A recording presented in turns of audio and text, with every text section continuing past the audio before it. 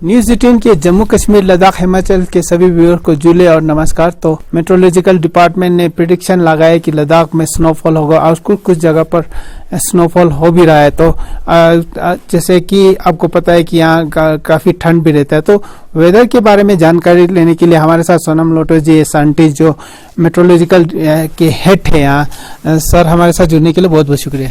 हाँ, शुक्रिया जी। जी सर, जो आजकल स्नोफॉल हो रहा है कई कई जगह पर, तो आप लोगों ने काफी देर पहले प्रेडिक्शन लगाया था। जी शुक्रिया। हमने भारत मौसम विभाग ने या मेट्रोलॉजी लद्दाख के लिए मेट्रोलॉजी का सेंटर ले, हिमाचल के लिए मेट्रोलॉजी का सेंटर शिमला और इसी तरह लद्दाख के जम्मू कश्मीर के लिए मेट्रोलॉजी का सेंटर श्रीनगर हमने पहले वेदर प्रेडिक्शन की थी कि वेस्टर्न डिस्टर्बेंस के कारण 29 और 30 के दरमियान, 29 की शाम और 30 के दरमियान जम्मू कश्मीर और लद्दाख में अच्छी बारिश या मैदानी इलाकों में बारिश और पहाड़ी इलाकों में अच्छी बारिश होने का, बर्फ होने का संभावना था।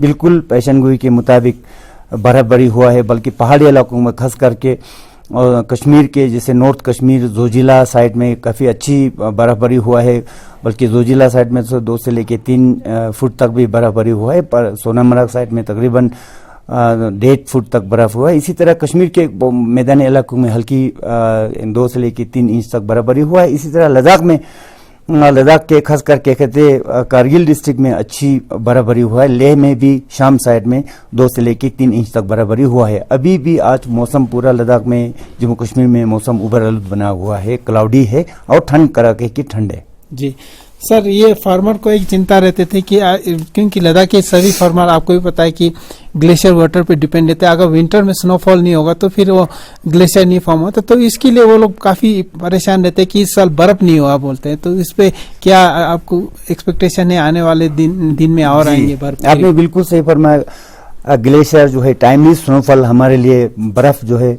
टाइमली बर्फबारी होना बहुत जरूरी है फॉर एग्रीकल्चर, इरिगेशन के लिए या पीने के पानी के लिए, overall for the natural health, मतलब हेल्थ ऑफ आवर इन्वायरमेंट और ग्लेशियर के लिए बहुत ज़रूरी है। क्योंकि यही जो विंटर का स्नोफॉल जो है, यही बहुत हमारे जो है समर में जैसे हम एग्रीकल्चर या सब कुछ जो भी पानी तो बहुत ज़रूरी है, तो इस पे डिपेंड करते हैं। तो इस बार फार्मर्स चिंता है, नॉट ओनली फार्मर से ज़्यादा हम चिंता है, क्योंकि इस बार वेस्टर्न डिस्टर्बेंस इतना स्ट्रॉन्ग आ नहीं पाया, जिसके कारण अगर पिछले 2-3 साल की अगर तुलना की जाए, 2020 में 2 सेंटीमीटर लेह में रिकॉर्ड किया गया बर्फ, तो पिछले साल 2003 के मुकाबले 2020 के मुकाबले 21 में मतलब कंपैरेटिवली अच्छी बर्फबारी हुआ है, 4 सेंटीमीटर बर्फ रिकॉर्ड किया गया है। लेकिन इस बार अभी तक, यानी कि अभी एंडिंग दिसंबर हो रहा है, तो 1 ही सेंटीमीटर स्नोफॉल रिकॉर्ड किया गया है, जो कि पिछले 2 साल के मुकाबले में इस साल काफी बर्फबारी हुआ, नंबर 1 काफी कम बर्फ हुआ है। डिफिसिट स्नोफॉल पूरा जम्मू कश्मीर और लद्दाख में, इंक्लूडिंग लद्दाख के कारगिल डिस्ट्रिक्ट या संस्कार पूरा लद्दाख में। और इसके साथ बर्फ न होने के कारण इस बार जो है ओवरऑल विंटर अभी तक कंपेयर टू लास्ट 2 ईयर 2020-21 के मुकाबले में दिसंबर का जो टेम्परेचर, एवरेज टेम्परेचर वहाँ मतलब थोड़ा 2-3 डिग्री सेल्सियस ज़्यादा रहा है। क्योंकि इस बार देखिए, अगर टेम्परेचर के हिसाब देगा तो लास्ट ईयर यानी 2020 में दिसंबर में कम से कम दर्जा लेह में रिकॉर्ड किया गया -16.4, 2021 में -16, लेकिन इस बार 2 डिग्री सेल्सियस ज़्यादा है, -14, 14.5 डिग्री सेल्सियस रिकॉर्ड किया गया, जो कि पिछले साल के मुकाबले में तकरीबन 1.5 डिग्री सेल्सियस मतलब ज़्यादा रहा है। जी सर, तो जो काफी लोग जहाँ ट्रेवल करना होता है या कुछ इवेंट या फंक्शन करना होता है, तो आपको संपर्क करते हैं कि किस तरह आने वाले दिनों में वेदर होगा, तो आप कितने दिन तक का बता सकते हैं? जी, हमें बड़ा खुशी लगता है, क्योंकि हम लोगों के देश की सेवा करते हैं, लोगों के लिए, ताकि लोगों के जान माल सेफ हो, और लोग जो है टाइमली मतलब पीपुल इन्फॉर्म डिसीजन ले। क्योंकि पहले तो मतलब इन्फॉर्मेशन फ्लो इतना नहीं था, लेकिन अभी टेक्नोलॉजी इतना साफ ये होने के कारण पीपल शुड टेक एडवांस्ड और इन्फॉर्म्ड डिसीजन। तो मुझे अच्छा लग रहा है कि हम लोगों के जो है लोगों को टाइम पे इन्फॉर्मेशन दे पाते हैं, यात्रा के लिए या कहीं एक जगह दूसरी जगह सफर करना हो, या कहीं पे भी कोई इवेंट, कोई फंक्शन इवेंट हो, तो इस टाइप से मतलब लोग इन्फॉर्म डिसीजन लेते हैं। तो एग्जैक्टली मैं तकरीबन 2-3 हफ्ते तक हम एक 60% तक आइडिया दे सकते हैं, रिलायबल फोरकास्ट। तो एक हफ्ता से लेकर 10 दिन तक तकरीबन 70% फिर हमारा पेशेंट गोई जनरली साबित होते हैं, ठीक होते हैं।